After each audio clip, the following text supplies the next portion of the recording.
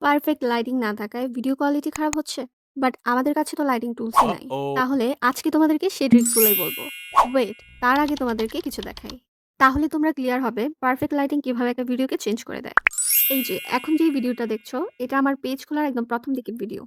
আমি তখন রাতে ভিডিও বানাতাম। আর আমার কাছে এক্সট্রা কোনো লাইট নাই যেটা আমি লাইটিং এর জন্য ইউজ করব। তাহলে সমাধান কি? তাই সমাধান খুঁজে নিয়েছি আমি মোবাইল ফ্ল্যাশ লাইটে। কিন্তু তোমরা নিশ্চয়ই দেখতে পাচ্ছ মোবাইল ফ্ল্যাশ লাইট ইউজ করার কারণে লাইট অবজেক্ট থেকে রিফ্লেক্ট করছে। আর ভিডিওটা একটু ডার্ক মনে হচ্ছে।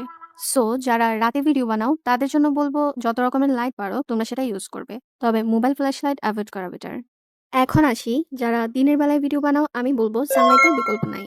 তোমাদের বাসায় যেখানে পর্যাপ্ত আলো আসে তোমরা সেই জায়গাগুলোতে বসে ভিডিও বানাতে পারো। দেখো শুধুমাত্র সানলাইটের জন্য আমার ভিডিওটা কতটা ক্লিয়ার লাগছে। Mhm. তবে লাস্ট আরেকটা কথা বলবো, অতিরিক্ত রোদে বসে ভিডিও বানিও না। তাহলে শ্যাডো পড়ে ভিডিওটা ডার্ক দেখায় আর মূল অবজেক্ট ফোকাসড হয় না। আজকের জন্য এতটুকুই। নেক্সট ভিডিওতে অন্য টপিক নিয়ে কথা হতে পারে, বাট তোমাদের যদি কোনো কোয়ারিজ থাকে কমেন্টে জানাতে পারো।